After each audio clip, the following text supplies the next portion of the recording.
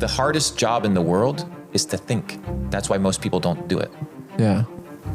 More dangerous than the philosophical cultural change and an ideology is teaching people how to think. Andrew and Tristan Tate aren't creating a cult. They are presenting real scenarios with real life consequences that are making people think about the actions of their life.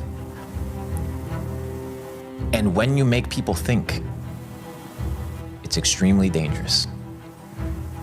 So I think that they were conned and they got put in there unfairly. So yeah, it's kind of screwed up situation. And is this like it's dangerous for like governments or? It's dangerous because you need to be running a narrative in order for the world to flow. And if anybody is disrupting your narrative, you can't have that.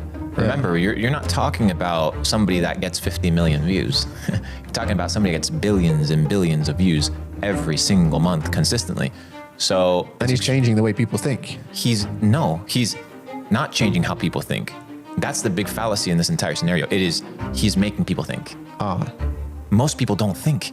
What is happening right now is a trigger of conversation, of reality check. It's like, okay, this is the narrative, but here is another narrative that just has been introduced that you guys have not been exposed to. Let's see what it says.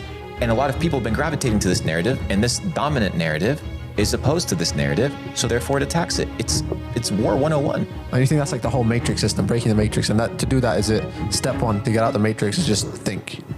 I mean, yeah. Right now, 2023, what would you say like the top money making methods are? You need to be online. And the reason you want to be online in order to make money is because the barrier to entry and the opportunity in the playing field is really diverse. Yes, I made my money in one avenue, e-commerce. It's very broad. Yeah, I made my money in crypto. It's one avenue. Yeah, very broad. But there's so many other ways that you can make money. I know a guy on, I forget. It's the Alibaba version, but in China. I think it's called 1688. Yeah. And it's a guy that makes $6 million a year selling shrimp. Shrimps. He sells the shrimp bait. Yeah. So he has a shrimp farm and he sells to other Chinese suppliers $6 million every single year worth of shrimp. But he's a multi-millionaire selling shrimp. So what's his dropship? What is that? Yeah, he just has a store online, and 1688 is like a Chinese supplier website. Yeah. He has a farm of shrimp, and people literally order shrimp, and he ships it to them. But he utilized the online platform as a mechanism to acquire new customers. Why? Because all the internet is the same thing as the physical world, but digitalized. Yeah. So let me give you a perspective. If you were in the real world and you wanted to go buy a pair of sweatpants, and then you wanted to mail those sweatpants, you would have to go to H&M, swipe your card, then go to FedEx, swipe your card, and ship the package. Yeah. Online, you just go to hm.com, click order, insert your card, which could already be pre-typed on your phone, click to enter, insert the address, and that package gets shipped to the house. So all human interaction that is taking place in the real world is minimized in friction in the digital world. That's why I love the digital world. It's not because it's better or worse. It's because I've been able to reduce the friction between me and customers and my ability to make money. Therefore, I choose it above the physical world. Right, what is the biggest opportunity? I'm giving that as a premise for people to understand that why the internet. Yeah, why the internet? The internet, why low resistance and low friction. But what's right now top 3 money making methods? Top 3 money making opportunities right now. I'll give you one in each niche. I'll give you there's 3 places that you can make money: physical products, digital products, and services. So you need to figure out digital products. What is a digital product? Something that I can offer that will allow me to get paid digitally, where I don't have to create or have inventory or physical product. It can be like what you do, content creation, building a personal brand. It can be like somebody has a course, right? You could sell a course. Your course can be on anything. You could be a car mechanic and sell a course on how to fix cars. Yeah. It's not limited or bound by one specific niche, like e-commerce, which is the traditional perspective. So you can have info products. Then you can have your physical products. That would be like your direct to consumer. If you want to sell a hoodie, if you want to sell a glass cleaner, whatever it may be, those are your physical products. The best way to sell physical products, which I think is a great opportunity today, is user-generated content through high distribution platforms like TikTok, like now YouTube Shorts or Instagram Reels. These platforms are competing by giving away free attention. So people can build multi-million follower brands off of user-generated content that the algorithm can push organically. So without having any ad spend introduce into your product, you can test, right, your audience and make sure that there's a product market fit before you venture into this product, and you can sell that. That's on the physical side. So you have digital products, which I explained. You can do info products or build a personal brand. You have your digital direct-to-consumer products and then you have your services. What are services? Services are where you expend your life force energy in return for money. So you could start a laundry service, or you could start a grass cutting service where there's an actual service of labor for your time and your money. Whichever position you are in right now, you can evaluate what avenue you want to take. So my number one money-making play is do stuff on the internet. Number two money-making play, focus on things where you can get free traffic, like TikTok. And three, utilize artificial intelligence to minimize the amount of human labor that you need and the amount of intelligent input and output that you can receive from the artificial intelligence machine to increase your productivity. So those, I think, the three special spots. Online, TikTok, content creation. But I heard, because obviously you're in the e-commerce space, a lot of people are saying now like e-commerce is dead, dropshipping is dead. Is that the case? Is it harder? It's hard. Hard is such a relative word. People have been dropshipping since the dawn of man. What is to dropship? Dropship is to arbitrage a product. That's all it is. Everything here is arbitrage. This couch that was paid for was arbitraged by whatever company created the process to manufacture it in the manufacturing company. There's probably a 1x markup. You could receive a 3x markup on it. So what type of dropshipping is dead? The scammy dropshipping is dead. Customers don't want to get scammed with Chinese products anymore. But what is to dropship? Dropship is from factory direct to consumer without touching the middleman. So it's just a business model. The business model is not going anywhere. E-commerce is not going anywhere. Amazon is not going anywhere. These businesses are here to stay. The question is, how do you compete with now super established brands that are spending a lot of money in ads? You have to become extremely creative. You need to sell products that nobody else is selling, and you need to sell them in a way that is extremely intelligent. The way that I found to build extremely intelligent products, and this is something I talked to you about, is by building communities that resonate with the products as opposed to just selling products for the sake of selling products. So I think people need to focus on building tribes and communities and nurturing them, and then building things for them that they like, and therefore creating an ecosystem where if you provide value, money returns. So you can focus on digital products, you can focus on TikTok, physical products, content creation. I mean, it's like saying, is it ever too late on YouTube? No, it's never too late. I'm a testament of it. You can come in and disrupt the space completely, but you just have to potentially do things in a different way. And it may be harder, yes, but is it impossible? No. How do you escape the matrix? Freedom is skill set, brother. Freedom is skill sets. It doesn't matter what currency, it doesn't matter what currency exists. You and I are gonna be rich either way. Why? Because we're skilled. It doesn't matter what currency exists. Dude, if we get fucked, everybody else is getting fucked too, bro. Like, it's just the name of the game. But you've developed skills and I've developed skills that if stuff has to hit from the beginning and you have to start again, you, in 3-4 months, you're already worth 6 figures again. Do you think right now, in 12 months, you're already a millionaire again? So the whole point is, how do you escape the bullshit is become so skilled that you can ride the waves of time without being encumbered by the changing of things, because you're so skilled that you can evolve with things and not be worried about your money. If your skill set is identified, right, and your identity is attached to the money, when the money's no longer there, then you're nothing. If all you have is money, then the money, the moment it's worth nothing, means you're worth nothing. So you need to be able to be worth something beyond money. And the only thing that you can be worth is 3 things. Based on skill, based on reputation, and based on the delivery of the skill. So how do people perceive you? How good are you at what you do? And are you the best at what you do?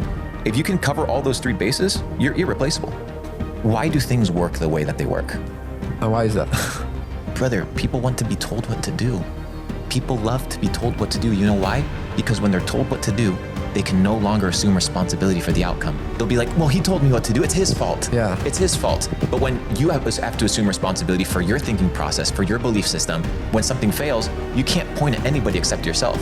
So people like to assume the thoughts and the systems and the beliefs of other people, because if those systems and thoughts and beliefs don't pan out, they can blame. And I think that's like a problem, like we're in this whole, like, it's a system we put in schools, we got fear, we don't want to take accountability. Real world, same thing, right? It's just a problem ground up. Yeah, it's from the beginning all the way to the top. Talking about that, recently, AI started to take over. You've seen it, I'm sure you've used it. Where do you think the world is going with AI? Because AI is scary. AI is scary simply because it is already more capable than us in almost any way. It is kind of unbelievable to think. I was hiring some lawyers recently to evaluate a business proposal that I had of a structure that I wanted to create, and I wanted to figure out, is it plausible, right? Is this structure mechanism legit? Is it legal? Can I run it? And I hired 4 different lawyers, $5,000 each, 3-4 weeks of research. Each of them gave me a different conclusion about the same thing. Yeah. I asked ChatGPT, built it out, explained to it what I needed, fed it all 3 resources, told me all 3 resources were wrong. So then I go to a 4th guy that evaluates it. The guy was $50,000, like super high tier guy. Said exactly what ChatGPT said. These are wrong for these reasons. This is the outcome. This is the conclusion. He's like, yeah, this is pretty accurate. Who wrote this? And I said, the robot. And he was shook. The robot saved you $50,000. Well, no, I paid the $50,000, but it validated what the guy that charged $50,000 was saying. He's like, yeah, the other guys, no, that was all rubbish. This is wrong for this reason. This is wrong for this reason. You should be aware of this law. So imagine this in its infancy right now, how it's going to be in 20, 30 years when it's ultra developed. It's going to be unbelievable. So the people that are studying school right now for engineering, I met a kid.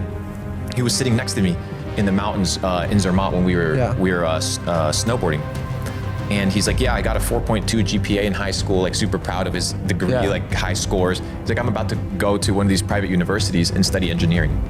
And I'm like, okay, perfect. By the time you get done engineering, you get all your degrees, you're set. It's 8 years from now. Yeah. Will artificial intelligence replace your ability to be an engineer in 8 years? And he got mad. Right? He got mad because I presented a plausible scenario as to why his career path was maybe not the best one. Maybe he should become a machine learning specialist or an engineer that understands how to utilize artificial intelligence to leverage their own things. But the problem is the school system right now is still so unadapted to what is going to take place in the future that people are going to be left behind.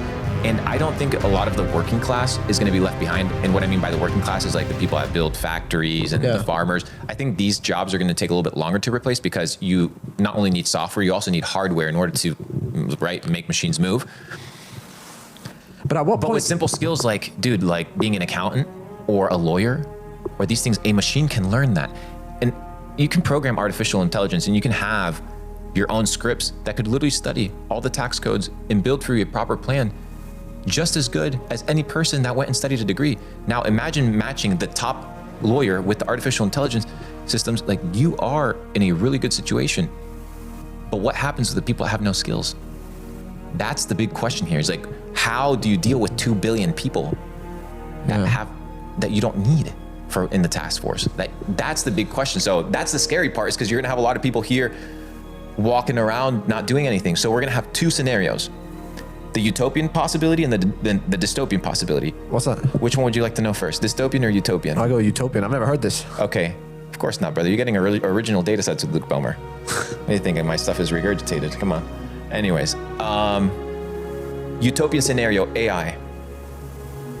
We go into a Renaissance era where we begin to focus on skills like art, music, poetry, self-development, because we allow the artificial intelligence to do all the hard tasks that require skills like mathematics and engineering and science, things like that. We allow, the machine to operate that side. So we go into a Renaissance. That's the utopian scenario. If everything goes well, we enter a Da Vinci style era, right? Okay. The dystopian scenario is we don't adopt a lifestyle that is more soft skill based, and artificial intelligence replaces our hard skills and our ability to work, and we go into dystopian outcome where people and society breaks down. Now, Dustin, do you think right now they should stop AI? Brother, you can't stop it. You can't stop it, brother. Why? Wait, who's gonna stop it? Governments. What government? The governments have been running AI for 20 years, brother. Yeah.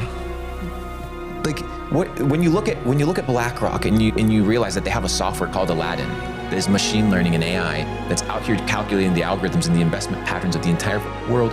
Dude, the entire financial ecosystem is already run on bots and automation and scripts. It's not even run on people anymore, dude. Yeah. So imagine in 30 years when AI runs the market. It already runs the markets. In 20 years, what is Wall Street going to be, brother? It's just going to be... The machines against each other, just pumping to see who scams who in what way and who finesses what in what way. Like, dude, it's about to get crazy out here. And that's just the reality of the situation. I don't know what to do about it, dude. Honestly, think about how many people spend their entire fucking life 1 hour going to work, commuting, spending 8 hours at work, having somebody tell them when they can eat and when they can piss.